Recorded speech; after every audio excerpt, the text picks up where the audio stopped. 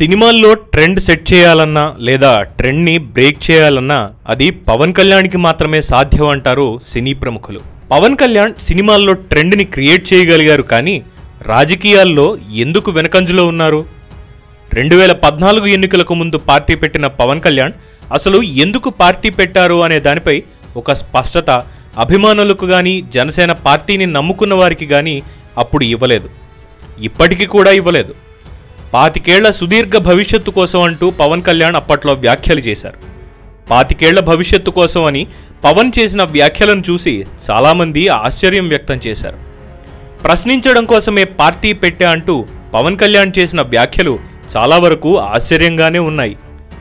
వామపక్షాలు అలాగే ఆ తర్వాత వచ్చిన కొన్ని పార్టీలు ఇదే విధంగా ప్రశ్నించే ధోరణితోనే ప్రజల్లోకి వెళ్ళి ప్రజల తరపున ఉద్యమాలు కూడా చేశాయి. కాలక్రమేణా ఆ పార్టీలు కనుమరుగైపోయిన పరిస్థితి మనం చూసాం. ఇప్పుడు అదే స్థానంలోకి జనసేన పార్టీ వచ్చింది. పవన్ కళ్యాణ్ రాజకీయ జీవితం 2008లోనే మొదలైనా అప్పుడు ఆయన తన అన్న పెట్టిన ప్రజారాజ్యం పార్టీలో యువరాజ్యం అధ్యక్షుడిగా ఉన్నారు. అప్పుడు వైఎస్ రాజశేఖర్ రెడ్డిని ఉద్దేశించి కాంగ్రెస్ నాయకుల పంచలు ఊడదీసి కొడతామంటూ అప్పుడు పవన్ చేసిన వ్యాఖ్యలు యువతలోకి బాగానే వెళ్ళినా ఓట్లు మాత్రం పడలేదు.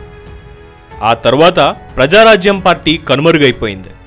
జనసేన పార్టీ ఆవిర్భవించింది.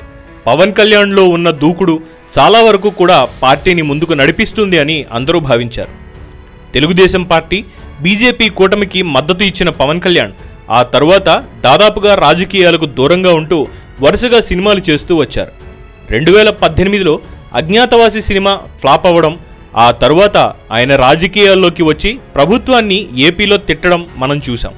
కానీ 2019 ఎన్నికల్లో పవన్ కళ్యాణ్ వైఖరి చాలామందిని విస్మయానికి గురిచేసింది. కనీసం అభ్యర్థులను నిలబెట్టలేని స్థితిలో పవన్ కళ్యాణ్ ఉన్నారనే ఆరోపణలు చాలా వరకు వినిపించాయి.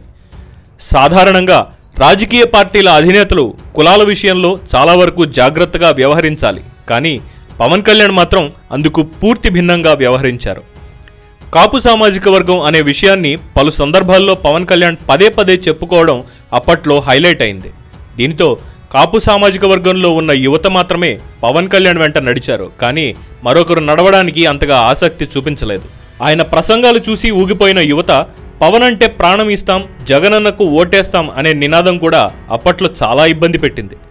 తెలుగుదేశం పార్టీతో ఆయన రహస్య స్నేహం చేస్తున్నారు అనే ఆరోపణలు కూడా అప్పట్లో చాలా వరకు పవన్ కళ్యాణ్ రాజకీయ జీవితం మీద దెబ్బ కొట్టాయి.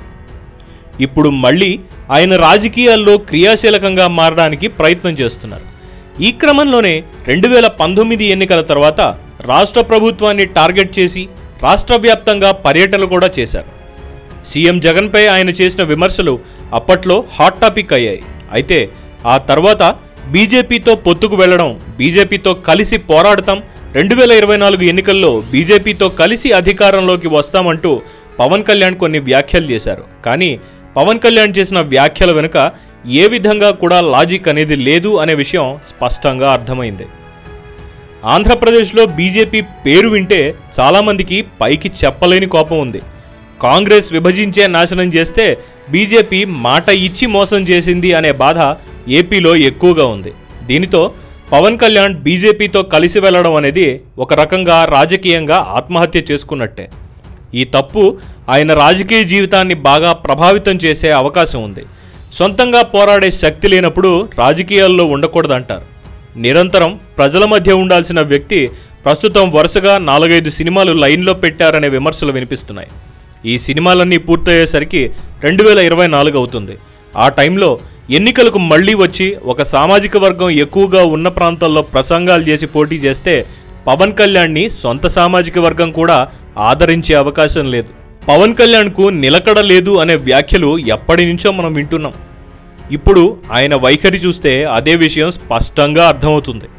పార్టీ భవిష్యత్తుని దృష్టిలో పెట్టుకుని వ్యవహరించాల్సిన పవన్ కళ్యాణ్ ఇప్పుడు కేవలం సినిమాల మీద దృష్టి పెట్టారు. ఎప్పుడో ఒకసారి ట్విట్టర్లో ట్వీట్ చేసి పార్టీ నేతలతో వీడియో కాన్ఫరెన్స్ నిర్వహిస్తే అంత మాత్రాన పార్టీ బలపడుతుంది అనేది ఒక రకంగా భ్రమ అనే చెప్పాలి. 2024 ఎన్నికల్లో గనక పవన్ కళ్యాణ్ పోటీ చేయాలి, అధికారంలోకి రావాలి అంటే ఈ 4 ఏళ్ల సమయాన్ని పవన్ కళ్యాణ్ పూర్తిగా పార్టీ మీద దృష్టి పెట్టి వినియోగించుకోవాల్సిన అవసరం ఉంది. క్షేత్రస్థాయిలో పార్టీ బలోపేతం కావాలి. ప్రజలను పోలింగ్ బూత్కి తీసుకుని వెళ్లే నాయకత్వం అనేది గ్రామ స్థాయిలో ఉండాలి.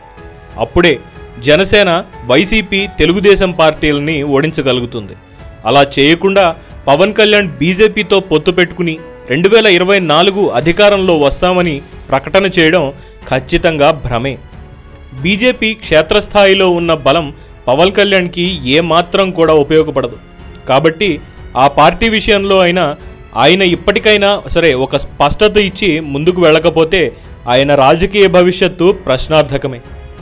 ఈ విషయంలో పవన్ కళ్యాణ్ ఏ విధంగా ముందుకు వెళ్తారు అనేది చూడాలి.